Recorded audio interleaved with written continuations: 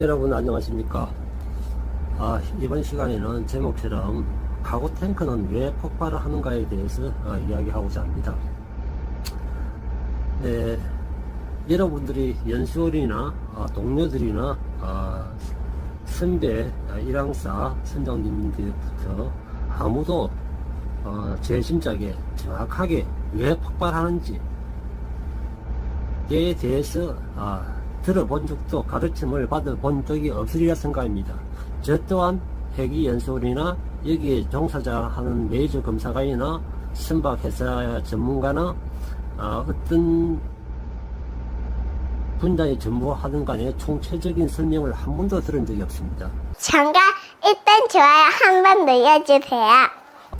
그렇기 때문에 여러분들도 저와 같이 옛날에 제가 알던 것처럼 당연히 가구 탱크 안에서 스파크에 의해서 폭발한다, 여기까지만 알고 있는 게 전부라고 생각됩니다.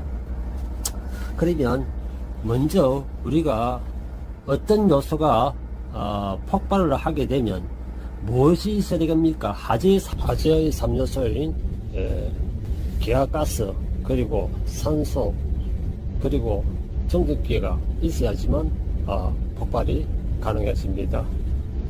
그러니까 로딩을 하다가 크레인을 하다가 세 가지 중에 한 가지만 없애버리면 폭발이 안 된다는 말씀입니다.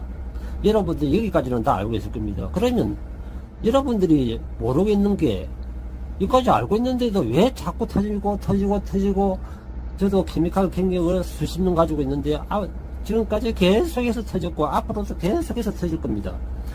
제가 어디에 이 같은 종사자와 검사관들과 이야기하다가도 그런 이야기를 많이 합니다. 전에도 계속 터졌고 앞으로도 계속 터질 겁니다. 이거는 바뀌지 않습니다.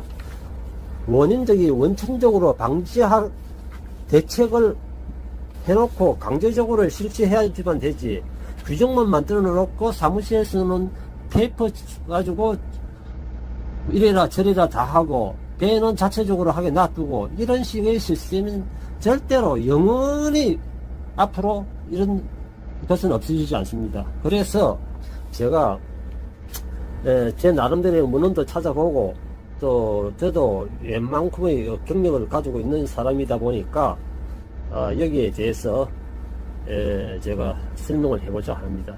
그러면 정전기가 어디서 오는가부터 알아야 되겠습니다. 자, 정전기는 무엇입니까? 전기인데 머물러 있는 전기를 정전기라 합니다. 머물러 있는 게 이게 있는 게 정전기니까, 자, 머물지 않는 것은 무엇입니까? 자, 거꾸로 이야기하면 동전기죠. 동전기는 움직이는 전기, 다시 다른 말로 똑같이 설명하면 전류란 말입니다. 동전기가 뭔가 하면 전기는 저게 움직이는 전기를 전류를 하지 않습니까? 그러니까 전류 맞습니다. 그렇게 생각하시면, 그러니까 전하가 흐르지 않고 머무르고 있는 상태를 정전기, 이 전하가 흘러버리면 정전기가 아닙니다. 정전기만 없애면 폭발이 되지 않습니다. 그런데 우리가 알다시피 화물을 하거나 어떤 작업을 하게 되면 액화가스가 기화되기 때문에 그거는 없애지 못합니다. 자, 또 그리고 질소를 완전히 폭발 하한선까지 낮추지 않고서는 산소도 없애지 못합니다. 그러면 없앨 수 있는 게 정전기입니다. 그런데 정전기가 어떤 것인가 이걸 설명하게 되면 몇 시간을 설명해도 모자랍니다. 그리해서 제가 간략하게 줄여서 설명하겠습니다. 정전기는 이 세상의 모든 존재에 여러분의 위장 속에도 존재합니다. 정전기가 존재하지 않는 것은 없습니다. 왜 그러냐 하면은, 정전기가 뭔가 하면은, 자, 우리가 저게 정전기가 어떻게 해서 발생하냐 그러면, 우리 물질의 최소 단위가 뭡니까? 부수면 제대로 우리가 부술 수 있는 한계가 분자입니다. 자, 분자. 여기서 이제 맛을 더 느끼지 못할 정도로 부사지면 원자가 되는데, 우리가 원자라는 실체를 눈으로 볼 수는 없죠. 자, 원자를 중심으로 해가지고 전자가 회전을 하고, 전자가 붙어 있습니다. 자, 여기서 여기까지 설명을 하고, 다시 처음으로 돌아가겠습니다. 제가 왜 원자와 전자를 이야기하는가 하면, 원인이, 소수가 거기서부터 시작되겠습니다. 우리가 옷을 벗을 때 정전기가 이동하기 때문에 지식하게 생깁니다. 정전기가 없다 그러면 옷을 벗을 때에, 겨울철에 특히 습도가 약할 때에, 습도가 많을 때는 잘 안 생기죠. 전기라는 놈은 습기가 있으면 그쪽으로 가서 스며들어 버리죠. 지가 움직이기 쉬울 것으로. 그렇기 때문에, 정전기가 축적되어 있으면 옷을 벗을 때가 지지직거리고, 실제로서 우리 주위에 생기는 정전기는 아주 무시할 정도로 적기 때문에 우리가 그냥 지나칩니다. 우리가 밥을 먹고 숟가락을 들고 든가, 밥을 입을 넣든가, 밥을 씹든가 할 때도 정전기는 발생합니다. 하는데 우리가 너무 미세하고 눈에 띄지도 않고 그게 실제는 존재하지만 아무 인체의 해도 없기 때문에 우리가 그냥 살아가고 있습니다. 그러면 현 시대에 살아가는 우리 인간들이 어떻게 정전기의 존재를 알 수 있었을까요? 그것은 탈레스라는 사람이 기원전 7세기에 활동했던 고대 그리스 최초의 수학자이자 철학자인데, 이 탈레스라는 사람이 우리가 거기 호박이라는 보석 있죠. 이 보석의 일종인 호박을 틀가죽으로 문지르다가 호박이 작은 먼지를 끌어당기는 것을 발견하고, 인류는 그것을 그게 정전기의 기원으로 지금까지는 정리하고 있습니다. 그 시점이 지금이야 정전기라는 명칭을 붙였지만, 그때는 그게 뭔지는 모르겠지만, 이런 현상이 있구나. 호박이라는 물질을 틀가죽에 문지르니까 호박에, 그 단단한 호박 보석에 먼지가 붙더라 이런데, 그때 그러한 현상을 발견했는데, 그 당시에는 왜 정전기가 생기는 이유는 알 수 없었고, 그 이후 2000년이나 지난 후에나 이것을 전기라고 부르게 되었습니다. 16세기 때 자기와 전기에 대해 체계적으로 연구하였던 윌리엄 길버트라는 사람이 정전기라는 단어를 처음 사용했습니다. 이때 이제 16세기 때 정전기라는 단어를 처음 사용했죠. 그때는 말 자체가 없었죠. 자, 그러면 1600년대 자성과 정전기를 연구 논문으로 마그네트 논문을 작성했습니다. 다시 말씀드리면 1600년대 자성과 정전기에 대해서 연구해서 그 마그네트란 명칭으로 해가지고 논문을 작성했습니다. 그 논문은 한 개의 자석을 두고 둘러 쪼개면 두 개의 자석이 된다는 그런 이치였습니다. 더 크게 이야기하면 지구는 하나의 큰 자석이다. 이것처럼 현대에도 사용되는 주요 개념들을 그때 했습니다. 그리고 정전기를 표현하는 용어를 처음 사용했을 때가, 그때 호박을 고대 그리스어로 뭐라고 불렀는가 하면은 일렉트론이라고 불렀습니다. 우리가 지금 전기를 일렉트론이라고 부르는데, 그때 고대 그리스어가 호박을 일렉트론이라고 불렀습니다.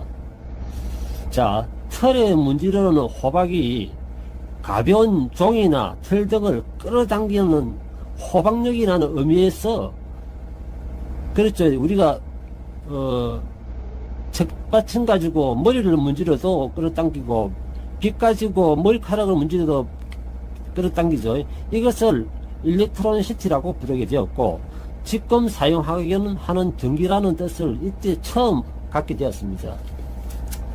그렇다면 정전기는 어떻게 생기는가, 이제 이게 궁금하죠. 정전기가 이제 생기는 원인을 알아야지 방지를 할 수 있죠. 자, 서로 다른 두 물체를 마찰할 때에 두 물체의 표면에 정전기가 생긴다고 합니다. 무슨 말인가 하면은 우리가 서로 다른 두 물체를 했습니다. 그러니까 스펀지와 스펀지가 같이 문지르면 정전기가 발생 안 합니다. 새와 새끼를 문지르도 정전기가 발생 안 합니다. 그거는 스파크지, 그냥 그게 정전기가 아닙니다. 자, 이런 식으로 정전기가 발생하는데, 아까 최초에 말씀드렸던, 제가 원자에 대해서 이야기를 했죠. 여기서 물질의 작은 단위인 원자는 뭐로 이루어졌습니까? 양성자와 전자로 구성되어 있습니다. 물질을 이루는 원자들은 플러스 전기를 띤 양성자와 마이너스 전기를 띤 전자의 개수가 같기 때문에 정기적으로 이걸 분류를 하게 되면 중성입니다. 플러스 체도 아니고 마이너스 체도 아닌 중성이 되는 거죠. 양성자의 숫자와 플러스 전기를 띤 양성자의 숫자와 마이너스 띤 전자의 수가 같기 때문에 중성으로 취급되는 거죠. 그러나 이 순간에 우리가 원자에 대해서 조금 관심을 가져볼 분은 아시겠습니다만은, 원자를 중심으로, 그러니까 양성자와 중성자 사이가, 원자를 나눠보면 또 양성자와 중성자가 되죠. 여기서 이게 테두리에 원자 안쪽에 있는 전하는 결합 상태가 우리 지구처럼, 지구의 중력이 땡기듯이 지구를 생각하면 됩니다. 가까운 쪽에서는 원자와 분리되지 않습니다. 그런데 뒤에 떨어져 있는 원자하고 거리가 먼 전자는 같이 붙어 있어도 결합 상태가 완전하지 않고 조금 불완전한 상태입니다. 이 불완전 상태에서는 어떤 힘의 작용을 받아버리면 떨어져 나가버립니다. 그러면 아까 말씀했다시피 양성자와 전자의 수가 20개씩 똑같은데, 자, 그렇기 때문에 이거는 전기 성질이 없는 중성으로 이루어져 있는데, 자, 전자가 하나를 날라갔다 그러면, 자, 어떻게 됩니까? 그러면 전자는 다른 쪽으로 어떤 힘이나 어떤 작용에 의해서 외력이 있어야 됩니다. 어떤 아무 동기가 없이 저절로 날아가지는 않습니다. 그러니까 망치로 때린다든가 이동을 시킨다든가 어떠한 힘을 작용을 받아야지만 떨어지죠. 바깥의 능력이 떨어지면, 자, 떨어지는 순간에 안에 남아있던 원자는 갑자기 플러스 전기를 띠게 됩니다. 그거 한 개는. 그러면 두 개 붙어 있을 때는 중성이었는데 하나가 떨어져 나갔으니까, 그러니까 양성자 하나는 플러스 전하를 띠버리고 하나는 떨어져 나갔으니까 그 전자는 없어지는 게 아니고 떨어지는 순간 마이너스 전하를 띠버립니다. 이렇게 해가지고 발생한 전기를 마찰 전기라고 우리가 부릅니다. 마찰 전기를 부르는데, 여기 이제 마찰 전기를 잘 만들려면 아무 물질이나 비벼서는 만들어서는 안 되고, 서로 전기적 성질이 완전히 다른 두 물질을 마찰해야 발생이 됩니다. 이게 물하고 이게 알코올하고 이게 마찰해봤자 이게 마찰 전기가 발생하지 않습니다. 완전히 성질이 다른 것. 이 물질을 순서대로 배열한 것을 우리가 학교에서 배운 적이 있을 겁니다. 대전열이라고 부릅니다. 대전열. 예를 들어 가지고 우리가 성면, 머리털, 머리카락 털, 나일론, 유지, 가죽 등은 플러스 전기를 강하게 띠고 있습니다. 항상. 그리고 또 폴리에스테르나 셀룰로이드, 고무 같은 것은 마이너스 전기가 강하게 띠고 있습니다. 그래서 플라스틱 빗으로 머리카락을 빗으면 정전기가 잘 생기는 겁니다. 그렇다고 정전기는 이렇게 마찰에 의해서만 생기는 것이 아닙니다. 가구나 제품의 포장 비닐을 벗길 적에 여러분 정전기를 느껴보신 경험이 있을지 모르겠습니다. 간혹 보면 전자제품 포장을 벗기다 보면 전기가 발생될 때도 있습니다. 이렇게 접촉하고 분리할 적에 이 박리 때문에 정전기가 발생하고, 여기서부터 이제 키포인트가 들어갈 수 있습니다. 액체가, 우리 이제 해당되는 거죠. 액체가 파이프를 통해서 지나갈 때도 그 발생하는 물의 유동 때문에 정전기가 만들어집니다. 이 파이프 안에 우리가 톨루엔이나 다른 액체가 아니고 물이 흘러도 정전기가 발생된단 말이죠. 왜? 아까 말씀드렸죠. 성질이 다른 두 물체가 마찰을 하게 되면 마찰 전기가 발생된다고. 예. 그 마찰 전기가 곧 정전기입니다. 그래서 그 외에도 또 있습니다. 무엇을 분출시키든가 파괴시키든가 충돌시키든가 하게 되면 어떻게 됩니까? 원자 활동이 되죠. 무엇을 부순다 그러면 우리가 나무를 사실상 장작으로 따겠지만 나무의 최소 단위는 원자죠. 나무의 원자가 충격을 받았으니까 원자가 가지고 있는 전자가 튀어나가죠. 우리는 눈에 보이지 않고 느끼지 않지만 정전기는 발생된다는 그 말씀입니다. 그러니까 정전기는 어디에 있습니다.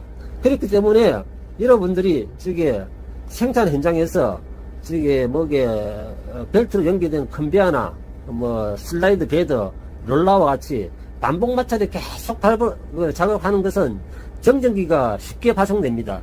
정전기가 쉽게 발생된다는 말은, 그 말은 잘못하면 이게 화재로 발생될 수도 있고, 어떤 상황에 계속되는 많은 정전기로 인해 주위의 다른 전자계기가 장애를 받을 수도 있다는 말입니다.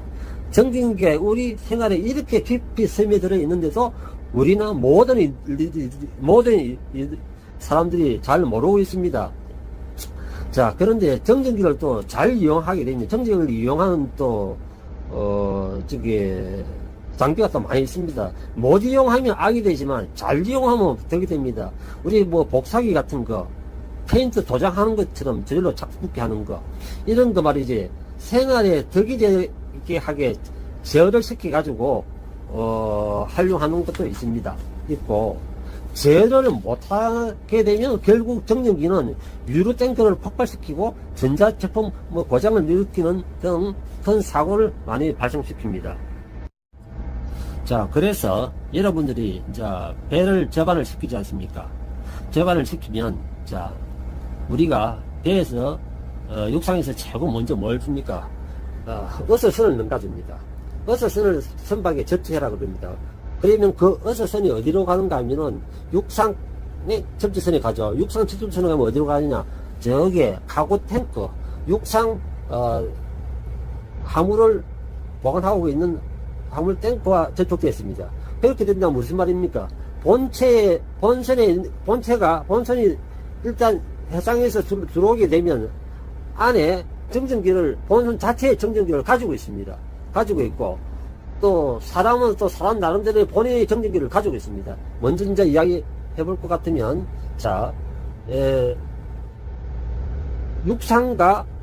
육상 탱크와 본선 카고 탱크가 어서선을 이용해서 접지가 되어 있으면 안에 있던 정전기가 다 빠져가지고 서로 통하는 전류와 행태가 흘러버리고 없습니다. 정전기가 더 이상 아니죠. 아니기 때문에 이제 이런 식으로 해가지고 일단 정전기를 방치하고, 우리 선원들도 갑판에 내려갈 적에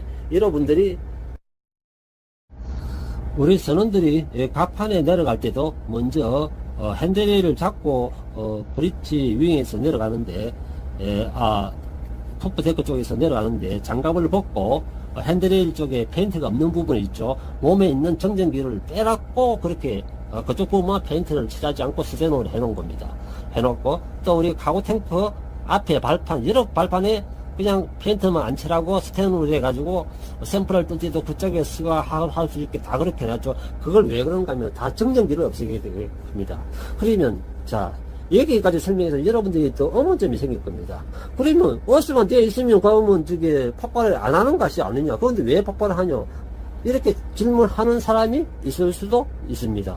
있는데, 우리가 다른 탱크에 수리하다가 폭발한 경우가 많습니다. 이런 것은 어떻게 됩니까? 우리가 화재의 3요소 중에 3가지 중에 딱 공평하게 33%씩만 가지고 있으면 딱 폭발하죠. 그런데 한 가지가 확 조금 줄어들었는데도 한 가지가 확 올라가서 폭발합니다. 그게 무슨 말인가 하면, 쉽게 생각해서 여러분 겨울철에 담배 피우신 분들은 알겠습니다. 겨울철에 불을 떼보든가 담배를 피우든가 하면 겨울철에 영상 30도 정도 되면 우리 불도 잘 붙고 담배불도 잘 붙는데, 똑같은 시베리아 가가지고 똑같은 자재를 가가지고 담배불을 붙이보든가, 불을 붙이보면 불 붙이기 좀 어렵죠. 기온이 내려가니까. 세 가지를 가지고 있어도 온도가 내려갔기 때문에 다른 조건이 틀려지니까 그런 현상이 일어납니다. 그러면 안에, 카고 탱크 안에 여러분들이 어째도 크리닝 하는 데는 처음에는 폭발이 안 됐습니다. 안에 폭발 한계점까지 왔는데 폭발이 안 됐는데 가스도 있고 정전기도 조금 있고 산소도 적당하게 있는데 정전기가 너무 약하다 보니까 폭발이 안 됐습니다. 이런데 카고 탱크 온도를 급격하게 올려주면 어떻게 되는가 하면은 급격하게 올려주면 가스 자체에서도 자연 폭발이 생길 수 있을 뿐더러 아주 미세한 정전기에서도 폭발을 하기 때문에 그럽니다. 정전기란 그런 존재입니다. 그리고 그러니까 제 말을 정확하게 이해하셔야지만 충분히 대처를 할 수 있습니다. 그렇구나 듣고 나서 끝이면 앞으로 여러분이 지금까지 들은 거 아무 소용이 없습니다. 계속해서 진행해보면 우리가 로딩하면 처음에 우리 벨마우스 터치하고 천천히 로딩을 하지 않습니까? 왜 어서도 다 돼 있는데 천천히 로딩하냐? 여러분들이 우리가 파이프에 액체를 흘리면 파이프가 어디에 액체를 흘리면 그대로 쭉 가는 게 아니고 물방울에 튀어가지고 어디 부딪혀가지고 옆으로 튈 수도 있고 공중에 한 방울 두 방울이 뜰 수도 있습니다. 그러면 제가 뭐랬습니까? 이동에 의해서 어떠한 충격에 의해서 원자에서 양성자에서 전자가 분리되는 순간 그거는 정전기가 됩니다. 정전기가 되다가 다시 물에 떨어지는 순간 그게 가스가 많다 그러면 폭발을 하기 때문에 육상에서도 벨마우스 터치할 때는 1m당 시간당 초당 1m 이상 속도로 보내지 마라 그러지 않습니까? 그거 다 이유가 있는 겁니다. 그리고 또 그것도 모자래 가지고 또 어떤 터미널에서는 벨마우스 높이까지 지어가지고 벨마우스 높이 안전장치가 6가지 다 되어 있는 상태에서도 벨마우스 홀이 아니고 드롭 라인 홀이 완전히 찰 때까지 아주 슬로우로 6시간, 7시간 로딩을 합니다. 그러고 나서 풀 로딩이 시작하는 데 있고, 또 어떤 곳은 또 질소를 풀로 폭발하지 않을 정도로 질소를 주입해가지고 산소를 확 떨어뜨려가지고 8% 이하로 떨어뜨려가지고 질소를 주입해가지고 그래가지고 로딩을 시작한 방법도 이런 식으로 다 폭발을 방지하기 위해서 폭발이면 정전기 때문에 그런 겁니다. 정전기 때문에. 그러면 드롭부터 말씀드리겠습니다. 드롭에서 화물을 던지면 내려가죠. 파이프라인을 타가지고 딱 내려가니까 딱 화물이 떨어지는 순간에 공중에 뜨지 않습니까? 공중에 떴다 말은 다른 액체와 분리되는 순간에 이동하면서 안에 원자와 양성자와 전자와 계속 움직이기 있기 때문에 전자도 일부분 떨어져 나갔습니다. 떨어져 나가는 순간 중성에서 마이너스 성질을 띄워버리고 밑에 있는 액체는 플러스 전기를 띄고 있으니까 떨어지는 순간 스파크가 일어나죠. 그렇기 때문에 그게 너무 미세하기 때문에 폭발을 안 한다는 겁니다. 그게 만약에 처음부터 아주 세게 막 몇백 도씩 세게 잡아요 카고 탱크에 팍 하고 들어가면 얼마 많은 정전기가 발생되겠습니까? 그 순간 하고 빵 터지는 겁니다. 원래 여기까지만 종료하기로 하고 편집까지 다 끝내고 종료를 하려고 하다가 그래도 너무 할 말이 많고 미련이 많이 남아가지고 편집 끝나는 상태에서 몇 가지 더 추가하고자 합니다. 지금 여러분이 보시고 있는 그림은 지금 안에 원자가 하나 있고 26개의 전자로 이루어진 원자입니다. 원자 주위에 원자를 중심으로 해가지고 맨 마지막에 있는 두 개 같은 경우에는 물론 저게 전자 개수는 물질의 종류에 따라 틀립니다. 원자의 종류에 따라 가지고 전자의 종류도 틀려집니다. 예를 들어서 지금 보시는 것은 우리가 쓰는 꾸리 동이 있지 않습니까? 꾸리의 원자 형태입니다. 26개의 전자를 가지고 있습니다. 스텐이나 다른 물질마다 다 전자의 개수는 틀립니다. 그런데 변하지 않는 것은 평상시에는 원자 안에 있는 양성자와 밖에 있는 전자가 합쳐지면 극성이 없는 그냥 아무것도 아닌 하나의 중성으로 중성체를 이루고 있기 때문에 전기적인 아무런 자극이 없습니다. 전자가 튀어나가기 때문에 그럽니다. 앞에서 말씀한 것 같이 전자는 뭐 탁자를 탁 친다든가 옆에서 건드리든가 아무도 바구니에 담아 흔든다든가 어떠한 자극만 받아도 전자는 튀어나옵니다. 그게 바로 정전기고, 정전기는 꼭 폭발로 이어집니다. 알면 알수록 무서운 게 이런 이론입니다.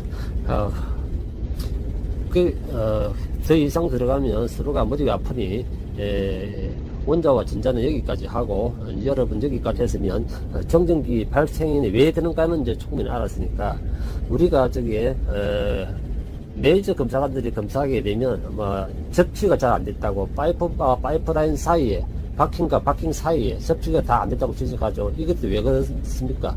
접지가 안 되는 것은 그 안에 정전기를 가지고 있지 않습니까? 그렇죠. 바킹과 바킹 사이에 파이프라인이 하나 들어가 있다 그러면 볼트로 쪼아놨지만 그게 확실치 않으니까 믿음성이 다 안 가니까 접지를 해가지고 붙여라 이렇게 하기 위해서 그게 또 이유가 정전기를 방지하기 위해서 옆 정전기를 바깥쪽으로 빼내기 위해서 폭발성을 없애기 위해서 하는 행동입니다. 그리고 우리가 이건 중요한 사항인데 회사에서 보통 보면 어느 회사 시스템이나 마찬가지입니다. 회사에서 클리닝 전에 벨마우스에 있는 것까지 가스프리 하고 클리닝을 시작하고 요구하지만 자세한 지침은 주지 않습니다. 뭐 애들도 아니고 뭐 어떻게 해가지고 어떻게 하지 않기 때문에 대부분의 사람들이 하는 방식은 어떻습니까? 위에서 일단 뭐 가스를 어느 정도 빼내고 그 다음에 여러분 가스는 무조건 공기보다 무겁습니다. 그냥 해적가방만 열면 나가는 게 아닙니다. MSDS를 보면 여러분 보시다시피 가스는 무조건 2배 내지 3배 무겁습니다. 팬을 돌리지 않고는 가스가 안 빠져나갑니다. 그런데 회사에서 자세한 지침을 안 주기 때문에 옛날 하던 방식이 있죠, 여러분. 위에서 소방호수 같은 것을 벨마우스 쪽으로 물을 뿌려가지고 안에 카고가 있으면 가스프리가 완전히 안 되기 때문에 펌프를 돌려가지고 빼내는 방법도 있고 거기 여러분들이 그냥 무심기를 하는 행동이지만 이론적으로 생각하면 물이 카고 소방호수를 떠나가지고 밑에까지 한 10m 정도 탱크 바닥에 떨어지는 순간 벌써 정전기로 만들어져가지고 밑에가 째리는 겁니다. 다행히 가스가 적든가 생기는 정전기 양이 적어서 폭발을 안 한다 뿐이지 그것도 알고 보면 위험한 짓입니다. 그렇죠? 그리고 또 어느 분들은 바로 한다고 드롭에 해수 잡아 이어가지고 바로 드롭에 물 칼칼칼칼 나와가지고 바로 색션 해라고 하고 있는 방법도 이 방법도 아까 한 방법과 마찬가지로 다 위험하죠. 공중에 뜨는 순간 정전기를 보유하게 되죠. 자, 여러분 알면 알수록 아무것도 못합니다. 아무것도 못합니다. 그렇다고 제가 이걸 일일이 다 설명하자 그러면 지금도 33분을 설명했는데 한도 끝도 없고 저도 여기에 전문가도 아니고 해양계 학교를 나온 것도 아니고 그리고 또 다른 일을 하다가 이런 배를 타가지고 선장까지 하고 있기 때문에 제 나름대로의 규정을 가지고 하기 때문에 그게 다행히 맞아서 그런가 지금까지 사고는 안 나봤습니다만 본인이 본인 나름대로의 어떠한 기준점을 가지고 잘 하셔야 될 것 같습니다. 그리고 또 한 가지 또 말씀드리고 싶은 것은 일항사들이 한 2, 3, 4년 하게 되면 자기들이 무사히 3년, 4년 했으니까 경력도 있고 지금까지 사고를 한 번도 안 났으니까 자만을 하게 됩니다. 자만하는 그 순간은 아주 위험합니다. 왜 자만을 하게 되는가 하면 지금까지 해왔는데 내 같은 지식을 가지고 있으면 다 무난하겠다 하는데 그 외에도 이 배라는 것은 수많은 변수가 있습니다. 수많은 하문, 수많은 변수, 수많은 조건 항상 그런 게 있는데 그런 걸 생각 안 하고 자만하는 순간 사고가 납니다. 얼마 전에 그런 사고가 한번 난 적도 있었죠. 안에 본인이 탱크 안에 내려가 본다고 내려가는데 독성가스가 없으니까 자기는 내려가도 괜찮겠다. 그것만 짧게 생각한 거죠. 짧게 생각했기 때문에 내려가지고 독성가스는 없는데 질소에 질식해가 죽었죠. 이와 같이 이거 외에도 무궁무진하게 사고 사례를 보면 밝힐 수 없는 사고는 전부 다 사실상 정전기에 의해서 생기는 건데, 밝힐 수 없는 사고는 무슨 이유 갖다 붙여가지고 다 처리합니다. 밝힐 수 있는 것을 밝히는데 대부분 밝힐 수 없는 사고가 많죠. 배가 통째로 내려앉아 버렸다든가, 이유 없이 작업하고 있는데 이게 폭발해 버렸다든가, 이런 정확하게 이유가 없기 때문에 그러는데, 그런 것은 대부분의 정전기 사고입니다. 여러분, 전문가분들이 또 내보다 더 유능하신 분들이 그렇게 정의를 내리니까 다들 그런 거 하고 넘어가겠지만, 제 생각은 그렇다 그럽니다. 그래서 저는 저 나름대로 하나의 규정을 두고 있습니다. 제가 승선하고 있는데 일항사가 처음 승선하면 꼭 하지 말 것 딱 몇 가지만 이야기합니다. 카고 탱크는 액체류가 한 방울이라도 보이든가, 아니면 물이 없더라도 냄새가 조금이라도 나면 절대 카고 탱크 안에 못 들어가게 합니다.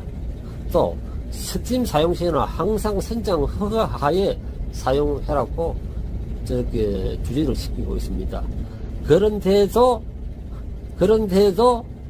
선장의 눈을 속이고 본인이 잘못된 실수를 많이 하고자 들어가다가 죄인데 들켜가지고 혼난 토사들이 몇 명 있습니다.